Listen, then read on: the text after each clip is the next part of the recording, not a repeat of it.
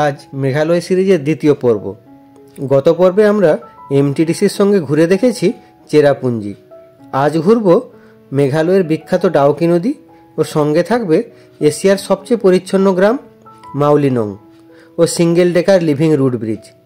এরপর রয়েছে আরও একটি পর্ব যেখানে ঘুরব শিলং লোকাল সাইট সিন এমটিডিসির সঙ্গে, ও সবশেষে থাকবে মেঘালয়ে 3 দিন ও সঙ্গে 2 দিনের গুয়াহাটি ভ্রমণের ট্যুর প্ল্যান।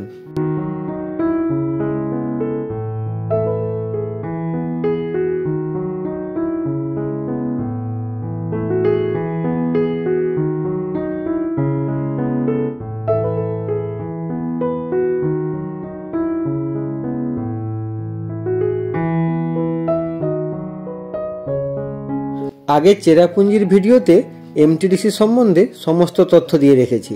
কিভাবে বুকিং করবেন, কোথায় অফিস রয়েছে, সমস্ত তথ্য রয়েছে ওই ভিডিওতে। ভিডিওটি যদি না দেখে থাকেন তাহলে চট করে গিয়ে দেখে নিন, ডেসক্রিপশানে লিঙ্ক দেওয়া আছে। ভিডিওটি ভালো লাগলে লাইক করবেন, কমেন্ট করে জানাবেন কেমন লাগলো, আর চ্যানেলটিকে অবশ্যই সাবস্ক্রাইব করে রাখুন নতুন নতুন ভিডিও নোটিফিকেশান সবার আগে পেতে। বেশি কথা না বাড়িয়ে চলুন শুরু করা যাক। সকাল 8:15-তে এমটিডিসির অফিস থেকে বাস ছাড়ে। গতকালের থেকে আজ বেশ কিছুটা বেশি জার্নি। কাল গেছিলাম আপ ডাউন মিলিয়ে 150 কিলোমিটারের মতো, আর আজ আপ ডাউন মিলিয়ে 230 কিলোমিটার। বাস 8:30-এই ছেড়ে দিয়েছিল, তাই সময় মতো বুকিং অফিসে পৌঁছে যাবেন। আজকের প্রথম ডেস্টিনেশন রঙ্গিন ভ্যালি ভিউ পয়েন্ট। 10টার দিকে আপনারা এখানে পৌঁছে যাবেন। এখান থেকে ক্যানিয়নের সুন্দর ভিউ পাওয়া যায়। একটি উঁচু টিলার মতো জায়গার চারদিক ঘিরে এই ভিউ পয়েন্টটি তৈরি হয়েছে। এখানের এন্ট্রি ফি 20 টাকা। দুদিকের উঁচু পাহাড়, মাঝে গভীর গিরিখাত আর সবুজের সমারোহ আপনার চোখকে আটকে রাখবে। ভিউ পয়েন্টটি এমনই দেখতে, আপনার মনে হবে আপনি যেন টাইটানিক নিয়ে পাহাড়ের মধ্য দিয়ে যাত্রা করছেন। মনে পড়ে যাবে টাইটানিকের ডেকে দাঁড়ানো রোজ ও জ্যাকের সেই বিখ্যাত সিনের কথা। এখানে 30 মিনিট মতো সময় পাবেন জায়গাটির সৌন্দর্য উপভোগ করার জন্য। ছেড়ে যেতে মন চাইবে না, কিন্তু সময়ের বড্ড অভাব। বেরিয়ে যেতে হবে পরের ডেস্টিনেশনের জন্য।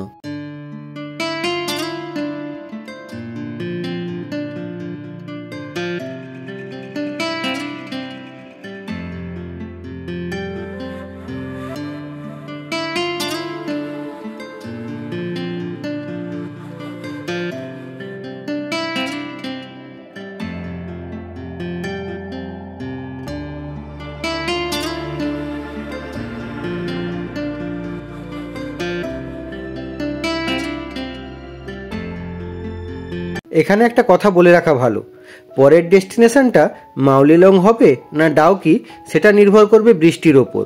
যদি সকাল সকাল বৃষ্টি হয় তাহলে ফার্স্ট ডেস্টিনেশনটা হবে মাউলিনং। যদি বৃষ্টি না হয় তাহলে ডাউকি, কারণ ডাউকিতে বোটিংয়ের ব্যাপার থাকে যেটা বৃষ্টি হলে সম্ভব নয়, আবার নদীর জলও ঘোলা হয়ে যায়।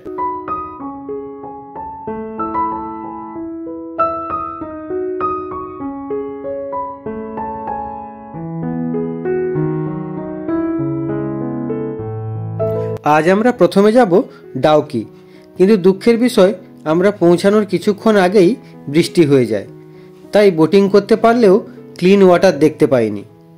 উমগড রিভার, যাকে আমরা ডাউকি রিভার নামেই চিনি, নদীটি পশ্চিম জয়ন্তিয়া পাহাড়ের পাদদেশে অবস্থিত একটি ছোট্ট জনপদ ডাউকির মধ্য দিয়ে প্রবাহিত হয়েছে।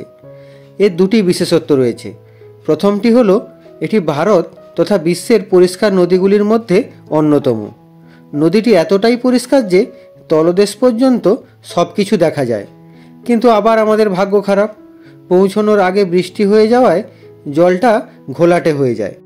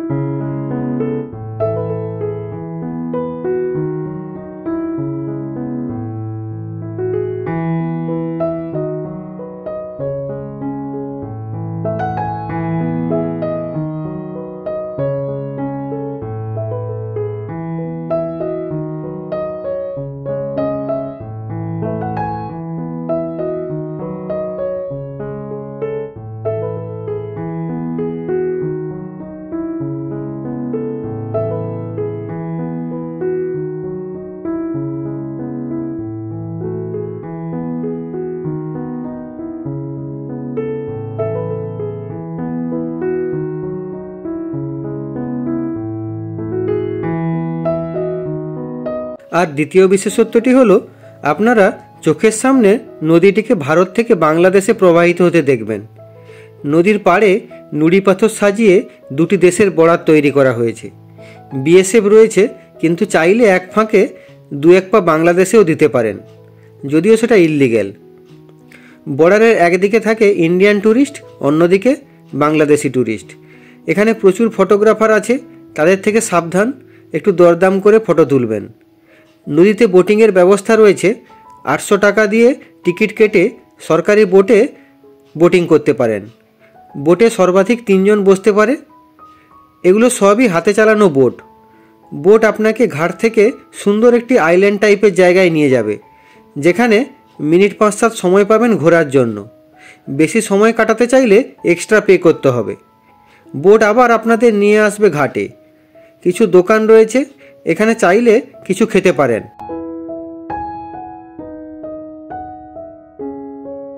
এরপর বেরিয়ে পড়ুন পরের ডেস্টিনেশন মাউলিনং ভিলেজের উদ্দেশ্যে। লাঞ্চ সেখানেই হবে। কিন্তু আবারও আমাদের ভাগ্য খারাপ। ডাউকির রাস্তায় এমন জ্যাম হয়, আমাদের গাড়ি প্রায় 2 থেকে 2.5 ঘন্টা জ্যামে আটকে থাকে। একে তো ট্যুরিস্ট গাড়ির ভিড়, তার উপর এটি আবার ভারত বাংলাদেশের প্রধান একটি ট্রেডিং রুট, তাই মাঝে মাঝেই এই রাস্তায় জ্যাম হয়ে যায়।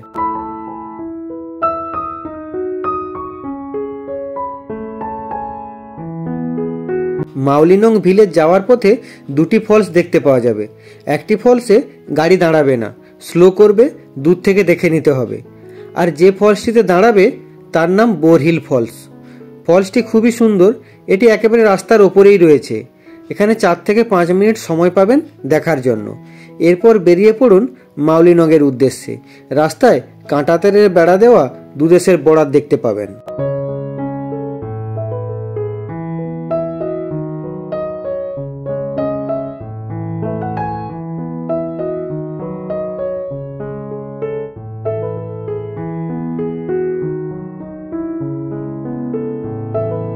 আমাদের মাউলিনং পৌঁছাতে প্রায় দুপুর গড়িয়ে বিকেল হয়ে গিয়েছিল। সেখানে পৌঁছে সর্বপ্রথম আমরা লাঞ্চ সেরে নিই। মাউলিনং পূর্ব খাসি পাহাড়ের অপূর্ব সুন্দর একটি গ্রাম। গ্রামটির বিশেষত্ব রয়েছে তার পরিষ্কার পরিচ্ছন্নতায়। 2003 সালে এই গ্রামটি এশিয়ার সবচেয়ে পরিচ্ছন্ন গ্রাম ও 2005 সালে ভারতের সবচেয়ে পরিষ্কার গ্রাম হিসাবে ঘোষিত হয়। রাস্তার ধারে ধারে সুন্দর সুন্দর বাঁশের ডাস্টবিন রয়েছে। রাস্তাঘাট চারদিক খুবই পরিষ্কার।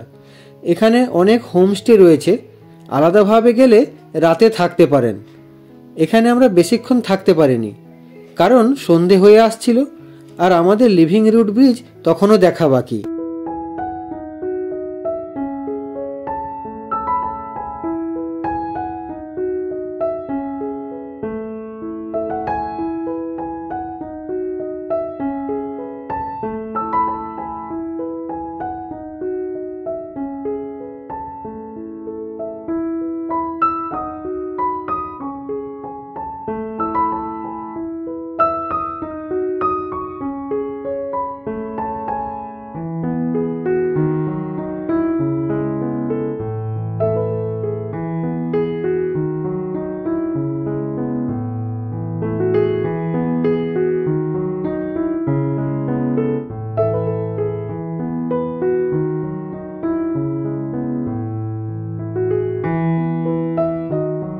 চলুন তাড়াতাড়ি যাওয়া যাক লিভিং রুট ব্রিজের উদ্দেশ্যে। লিভিং রুট ব্রিজ হলো মেঘালয়ের একটি জীবন্ত বিস্ময়।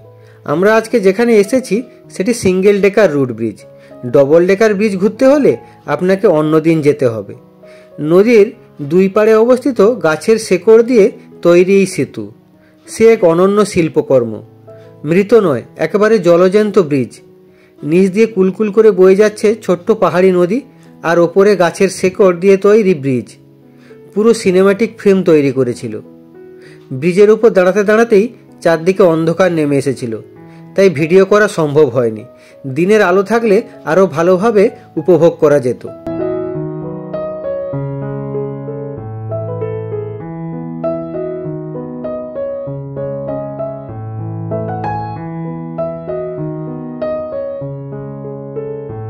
এবার বাড়ি ফেরার পালা।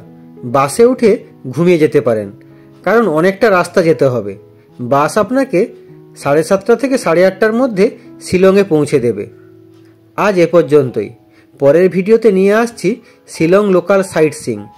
ভিডিও ভালো লাগলে লাইক করবেন, কমেন্ট করে জানাবেন। চ্যানেলটিকে অবশ্যই সাবস্ক্রাইব করে রাখবেন নতুন ভিডিও নোটিফিকেশান সবার আগে পেতে।